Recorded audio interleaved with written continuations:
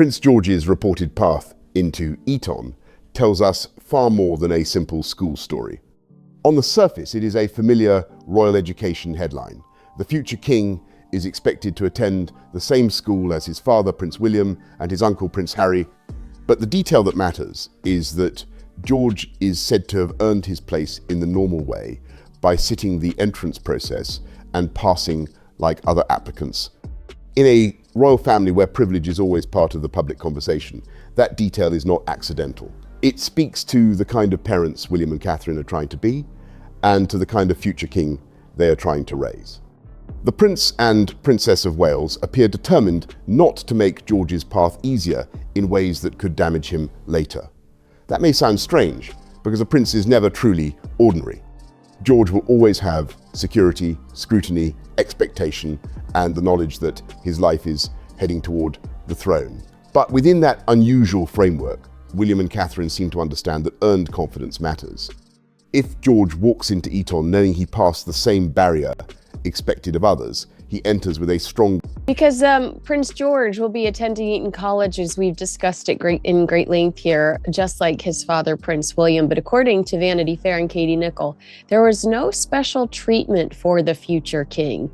Prince George reportedly earned his place by passing Eton's notoriously difficult entrance exam, just like every other applicant. And Rupert, what does this tell you about the Prince and Princess of Wales that we're learning no special treatment for Prince? Foundation. If he was simply pushed in because of who he is, classmates would know it, teachers would know it, and George would know it too. That distinction matters because school can shape a young person's sense of self for life. Eton is not an easy environment. It is academically demanding, socially intense, and historically associated with status, competition, and pressure. A boy arriving there already burdened by public identity needs every private advantage of confidence he can get. Passing the entrance process gives George one small but important piece of ownership over his own story. He can say, at least in that respect, he earned his place. The contrast with Prince Harry is unavoidable. Harry's experience at Eton has often been discussed through the lens of loss, grief, and possible special treatment after the death of Princess Diana. There were practical and emotional reasons for William and Harry to remain close in those years.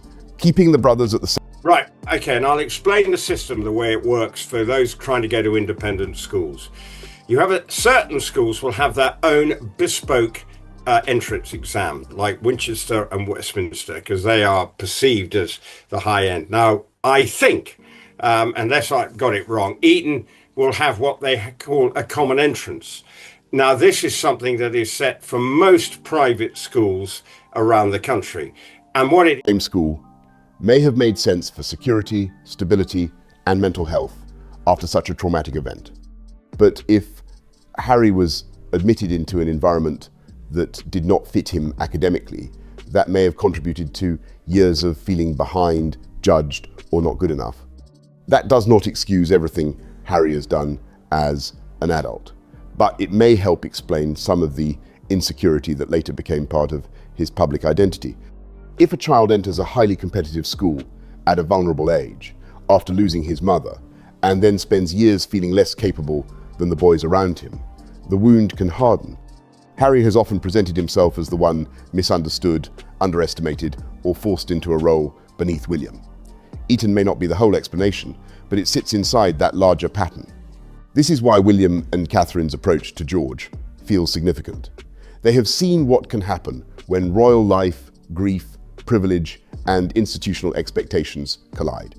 They appear to be trying to protect their children, not by... academia was never my thing.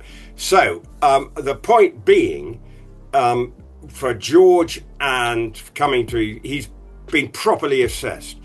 Because I think, and you've just alluded to in the introduction about Harry, they may have been given special treatment to go there. And then actually, if you're not on the same sort of intellectual path as your contemporaries, it's tough going.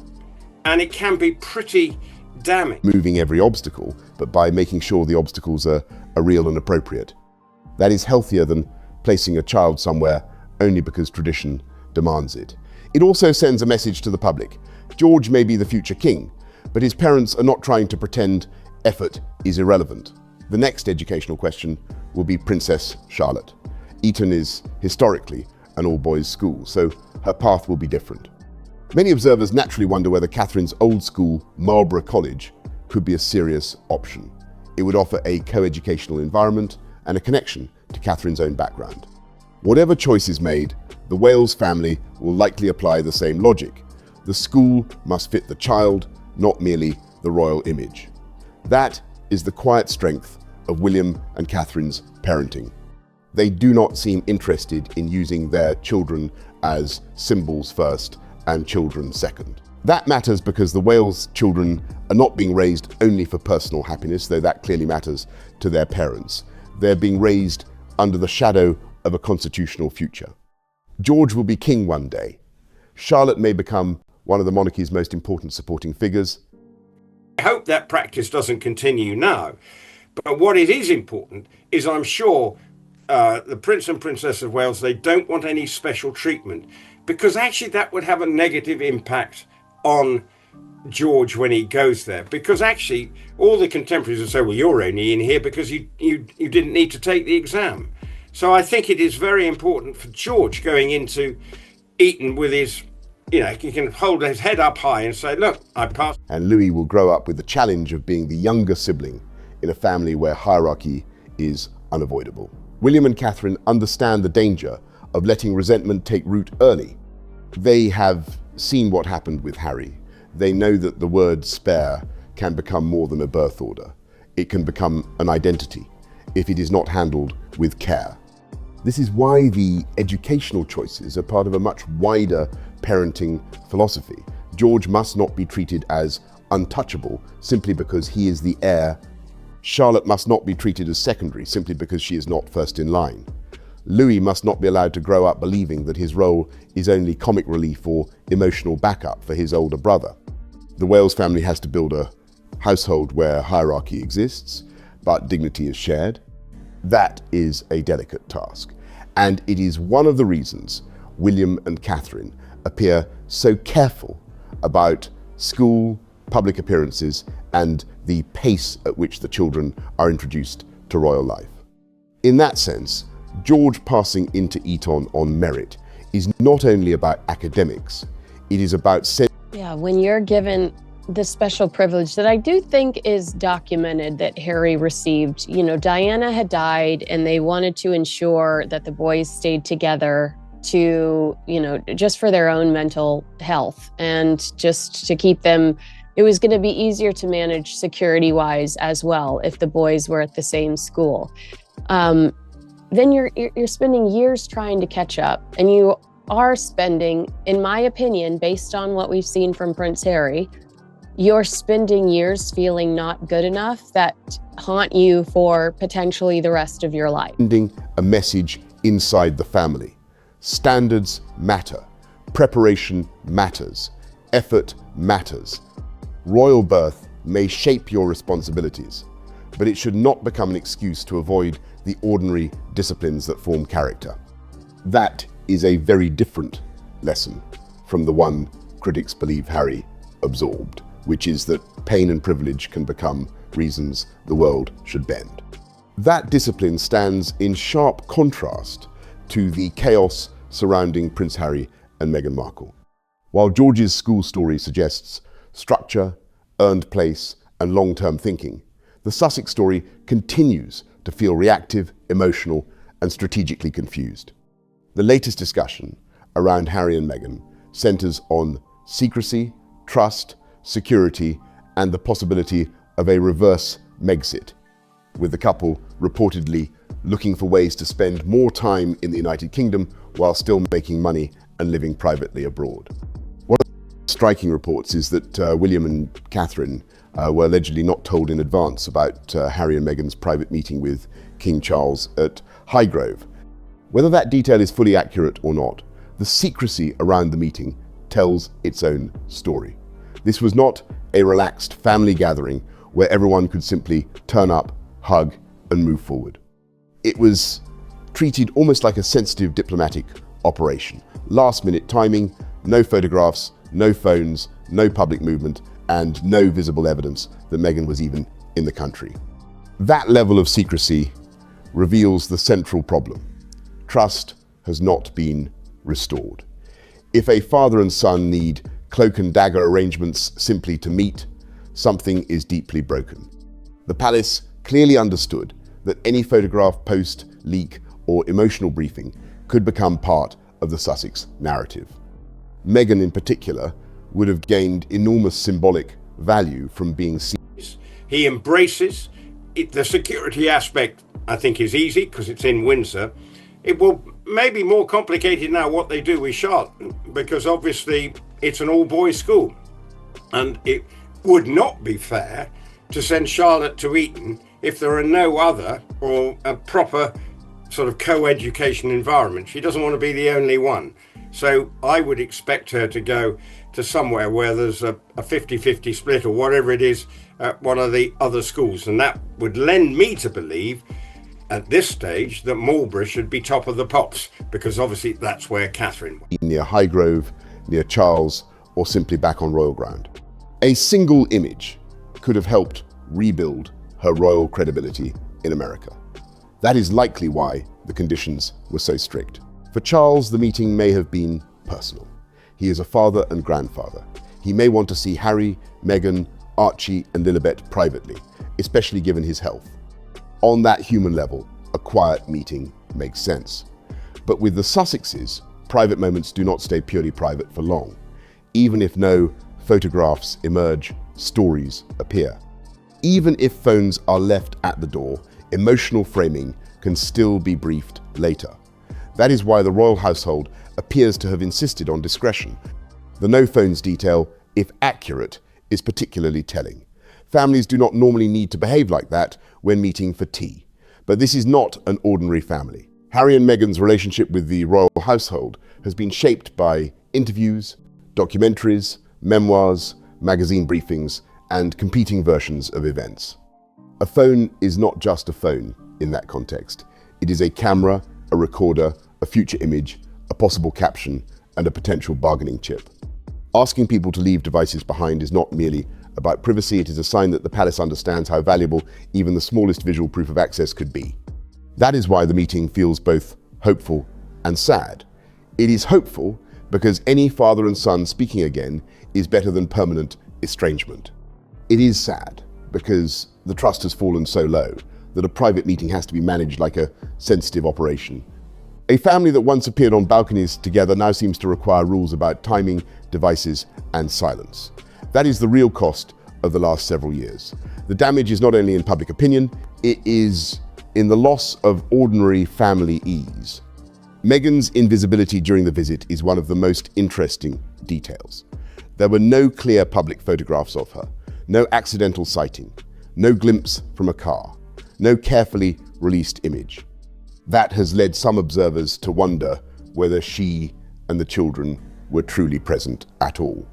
Others argue the opposite, that the absence of images proves what critics have said for months, which is that Harry and Meghan can enter Britain quietly and safely when they want to. Either way, the security argument becomes weaker rather than stronger. If Meghan and the children did come to Britain and were able to travel to Highgrove without public chaos, then the visit shows that private arrangements can work. If they were not there, then questions arise about the way the meeting was framed afterward.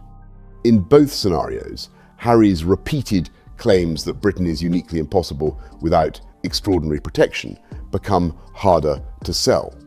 The country is not swarming with paparazzi in the way Harry's narrative often suggests. Most people are not waiting outside airports with cameras. In many cases, celebrity visibility happens because someone wants visibility. That brings us to Harry's security battle.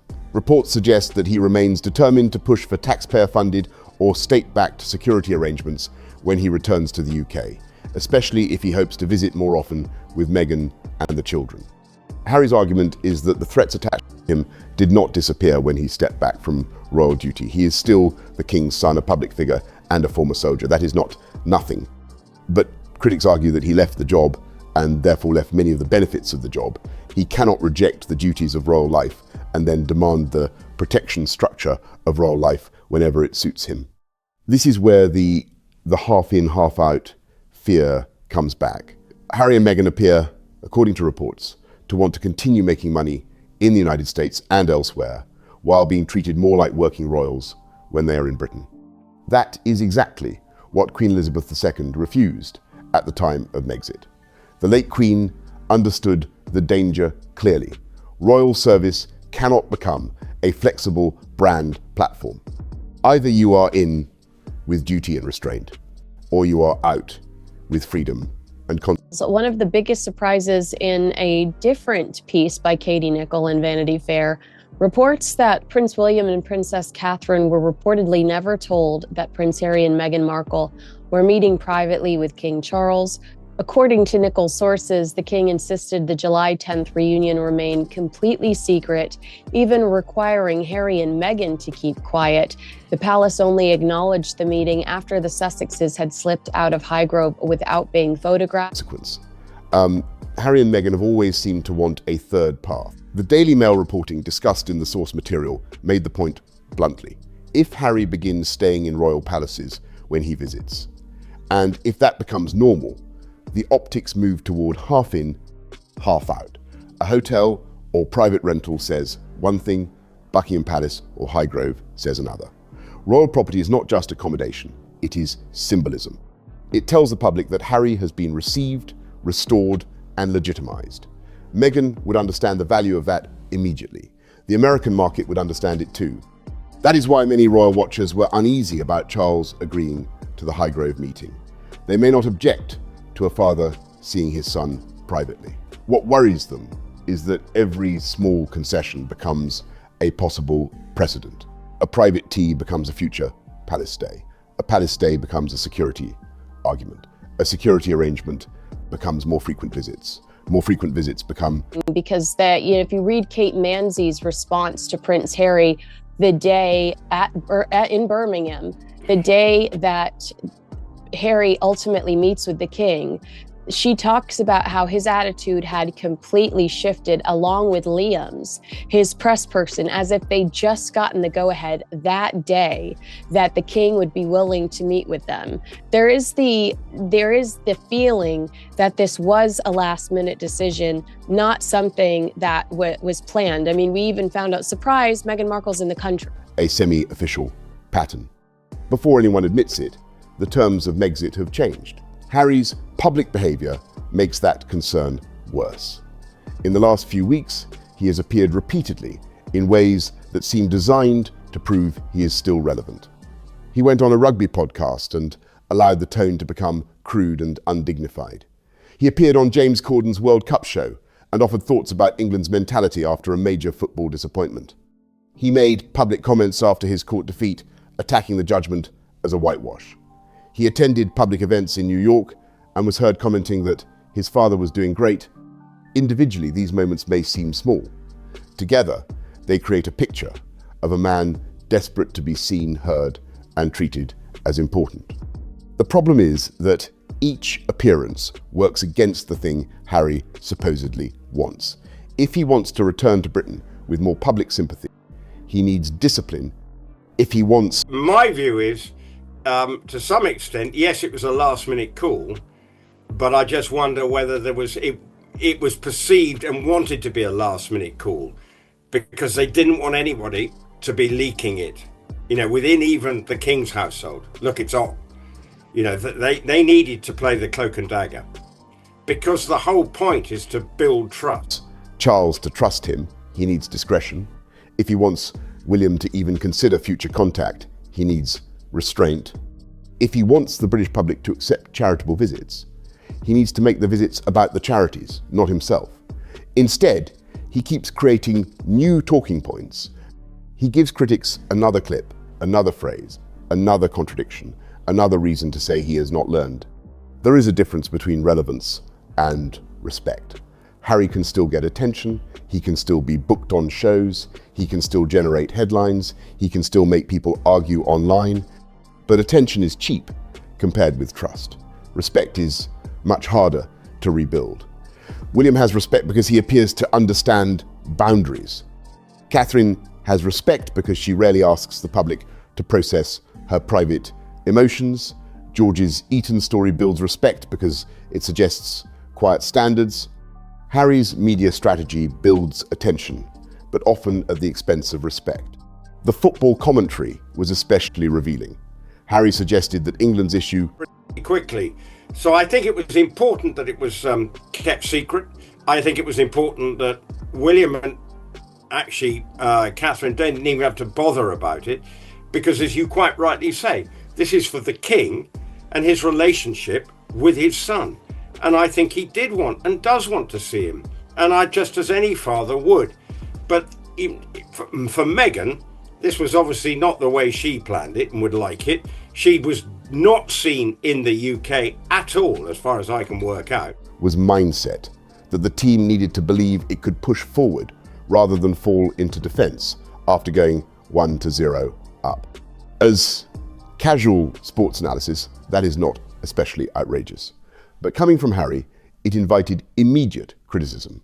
This is a man who recently lost a major court case and then did not appear to accept the result gracefully. He has spent years speaking about grievance, trauma, and victimhood. For him to lecture a national team about winning mindset strikes critics as tone deaf. The contrast with William is again obvious. William is president of the Football Association and has a long, visible, genuine connection to the game. When William talks about football, he sounds like someone speaking from inside his lane. Harry, by contrast, seems to be stepping onto William's patch. He is not known primarily as a football man. He is associated more with rugby, polo, Invictus, and military sport. When he suddenly appears on football programming, critics see not authenticity, but rivalry. He appears to be... Yeah, and I think when they were told no phones or anything, it was almost like, put your phones at the door before you come in. And I get that, because the lack of trust. And this is where I think the whole thing, it feels slightly seedy in some ways, because, they're having to do this cloak and dagger meeting between a father and a son, because of both sides. The king doesn't trust and the royal household don't trust the Sussexes, because they're trying to borrow relevance from an area where William already has it. The same comparison applies to podcast appearances. William appeared with Travis and Jason Kelsey and managed to meet their informal energy without losing dignity. The conversation was relaxed, but the boundaries were clear. The hosts respected him, and he carried himself like a future king who understood the room.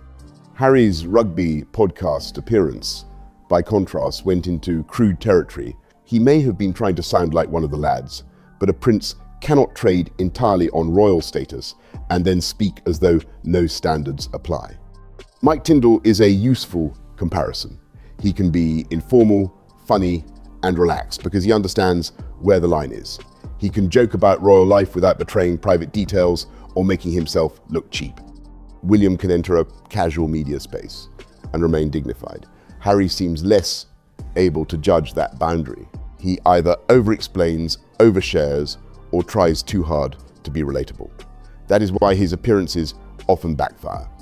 He thinks he is rebuilding warmth, but he may be reinforcing the idea that he lacks judgment. The comment about Charles's health in New York is a good example. Harry reportedly said his father was doing great after seeing him. That sounds harmless at first. But if the entire Highgrove meeting was built on secrecy and trust, then even a casual health update becomes questionable. The better answer would have been simple.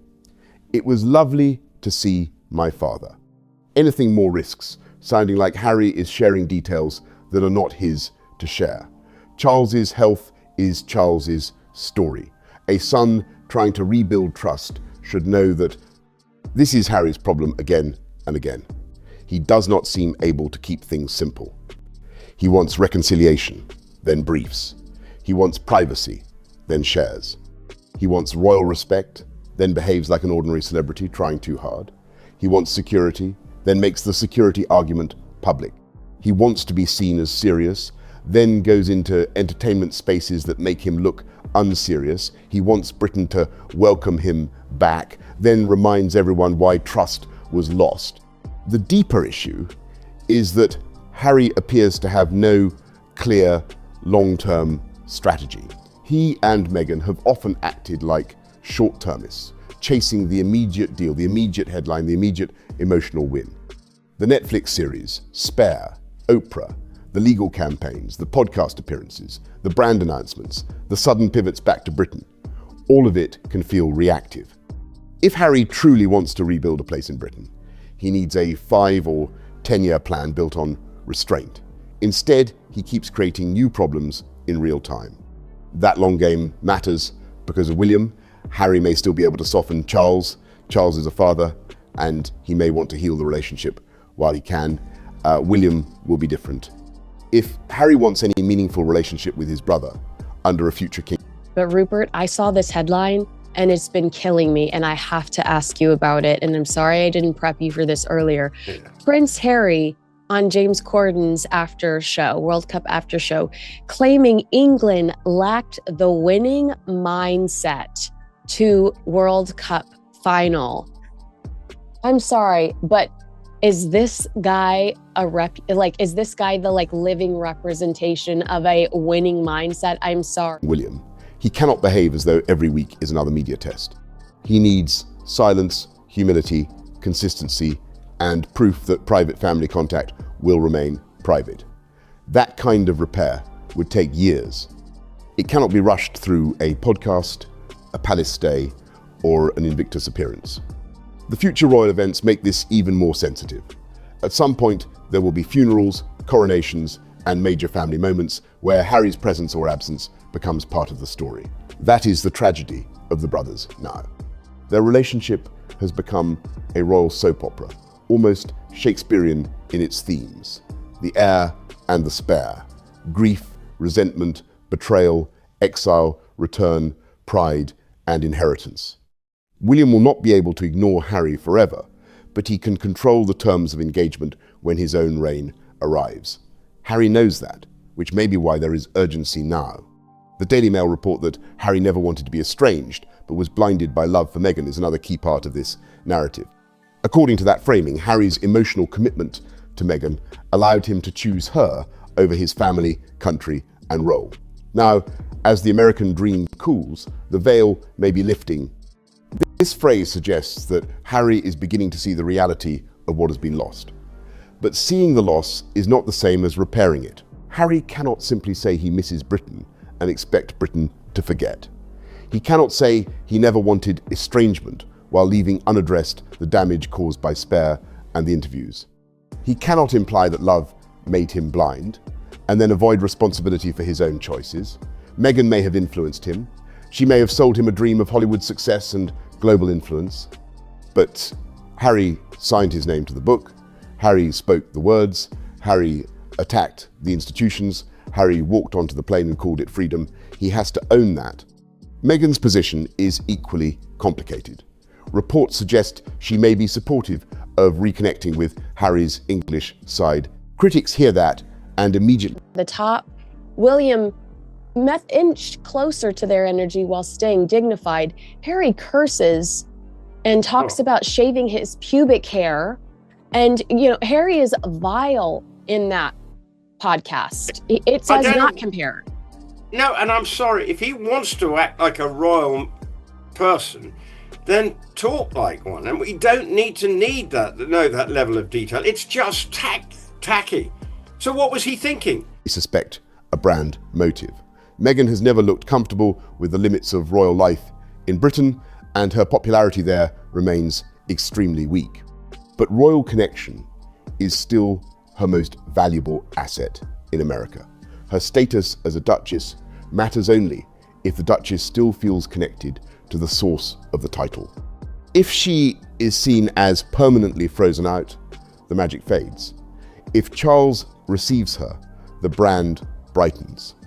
That is why a UK return can be useful even if Meghan dislikes Britain. It gives her credibility. It gives her content value. It makes lifestyle products feel more royal. It makes media projects more interesting. It makes her children's titles more meaningful. It gives American outlets a reason to keep treating her as a royal figure. Relevant again. And for James Corden, well, it's an easy one to, they are mates, and every so often, he's had tea with him around the streets of Los Angeles, which was as tacky as it gets. So, it's obviously, I need something to do. It just looks like Harry's desperate to be on everything and to try and prove that he's a man of the people. He just makes himself look stupid again. Why does he feel the need to comment, and why should we be interested in him commenting on whether... Other than just another celebrity trying to sell a polished domestic fantasy. The irony is obvious. The institution she and Harry criticised remains the thing that gives the Sussex brand power. Meghan's recent media and business position does not help. Her lifestyle show did not become a major cultural success. The Emmy-related discussion around it was treated by critics as more of a niche industry outcome than proof of public demand. The As Ever brand has not clearly broken out beyond curiosity. Her suggestion of pivoting toward short digital videos could have been a practical way to sell products and build a consistent audience. But critics argue that the work has not followed the talk. This has become a recurring complaint. Meghan announces, teases, positions and brands, but the output often feels thin. That matters because a lifestyle brand needs rhythm, it needs habit, it needs the audience to believe that the person selling the product actually lives the world she is presenting. If Meghan wants to sell taste, domestic ease, entertaining, cooking, friendship, and elegance, the public has to feel a consistent world behind those things. Occasional launches and carefully staged images are not enough. In the modern digital marketplace, she's lost that court case, so that's not winning. And then he's blamed the judge for a whitewash, so he still hasn't accepted the court's judgment. Loser. Which, so again, just says, well, accept the consequences of the punishment is there. Now, I changed tack. I mean, I've just come from the Open Championship. Okay, I've lost you probably straight away, but there's an even famous people have to show up again and again. They have to create, test, improve, respond, and keep going. Royal titles may draw attention to the first product drop, but they cannot carry an entire business indefinitely. This is another reason royal proximity becomes so tempting. If the products themselves do not build enough momentum, the royal story can do the work instead. A brand attached to Meghan in California is one thing. A brand attached to Meghan after a visible reconciliation with King Charles is another.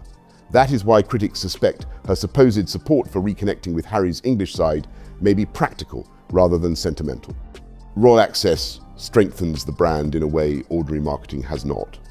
That is why the accusation of laziness or low work rate appears so often in commentary, though a fairer phrasing is that the execution has not matched the ambition. Meghan clearly has ambition. I mean, I think that this all kind of marries well together. There's this story in The Independent over the weekend that Prince Harry is reportedly set to continue his campaign for taxpayer-funded security in the UK, amid hopes he could visit more with his family. The Mirror reports he will lobby the Home Secretary for security, with sources suggesting he's looking to arrange further meetings with the King to allow him to spend more time with his grandchildren. But then there's this story that goes into great detail. She clearly understands image, but ambition and image are not enough. If she wants a lifestyle business, she needs regular content, product consistency, a clear market, and genuine audience trust. If she wants to be a producer, she needs projects people want to watch. If she wants to be a royal adjacent brand, she needs royal proximity. Right now, the only part of that formula that still reliably creates attention is the royal connection. Harry is in a similar place. Invictus remains meaningful, and by many accounts, he does good work when he is physically present at related events. But outside Invictus, what does he have? His court battles have backfired, his media appearances often create ridicule, his business identity is unclear, his serious speeches can sound rehearsed, his casual appearances can sound undignified. He appears to be throwing darts at a board, hoping something sticks. That is why the security fight matters so much. It is not only practical, it is emotional and symbolic. If Harry receives the kind of security arrangement he wants, he gains the ability to move more easily between. He's trying to prove his relevance, and he has no relevance. That's the problem. He works for Invictus Games, or he's in charge of Invictus Games. And I have to say, the bit when he turns up, he does a good job. But what else has he got? In America, he's got nothing. I mean, if you look at what his brand in America, he's a busted flush there. He's not moving the dial on any work idea or business venture.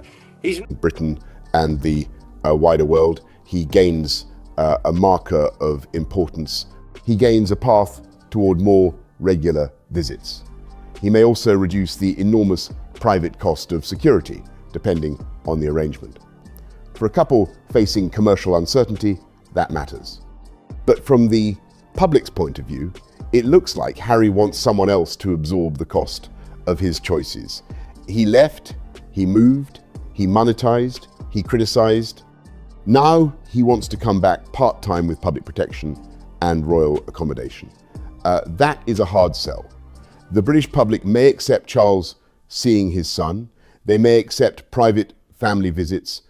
They are far less likely to accept a stealth restoration of royal privilege. This is why the palace must hold a clear line. Harry can support charities privately. He can attend Invictus. He can see his father under private arrangements. He can bring his children quietly if safe and appropriate. But he cannot be allowed to create a pattern. You either want to be a member of the royal family and you're working, but don't just think I can come back twice a year, glad hand a few people, look how great I am, move on, while his wife then starts to cash in on his royal connections. And that's what I find objectionable about the whole thing. It should not. He can carry on with his charities, but they are done in a private capacity. But he wants to have these quasi... where he is private when earning money and royal when seeking status. That is the half-in, half-out model by another route, and it is exactly what the late Queen blocked. For William and Catherine, this line matters because they are building the future of the monarchy with their children.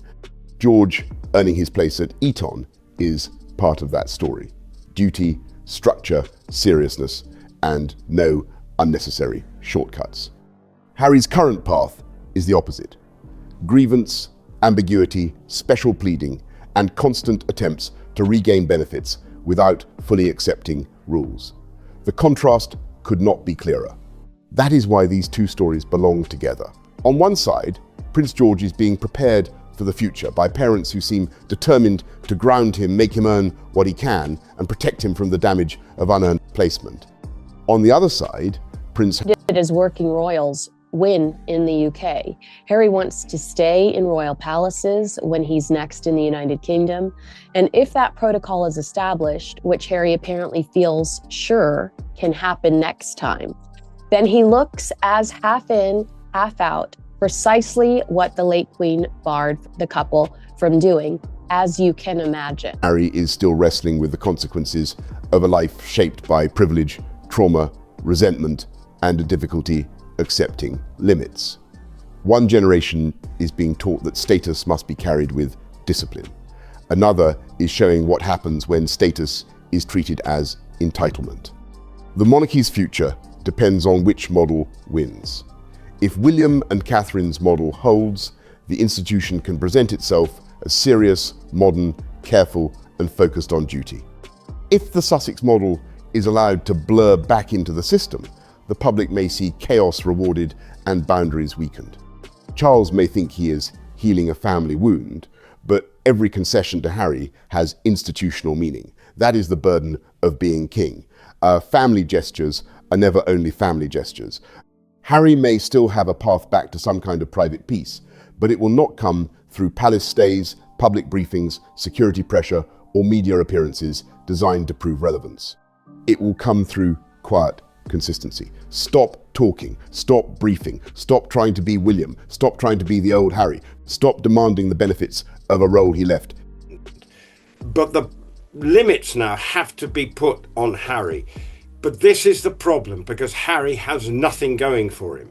He took this decision because he was madly in lust or love or whatever it was with Meghan, rushed to get married.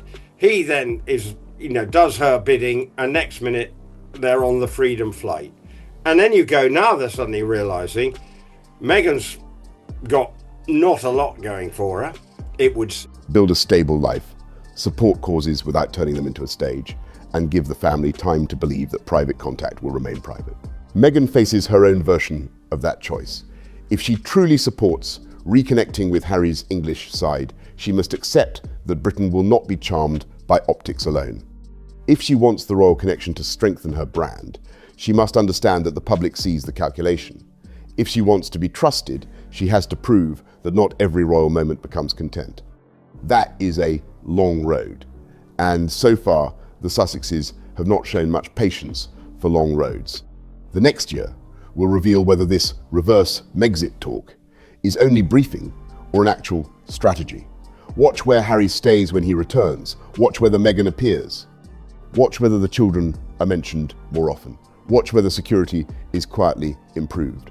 Watch whether Charles offers more private access. Watch whether William stays silent. Watch whether Meghan's brand leans harder into Britishness.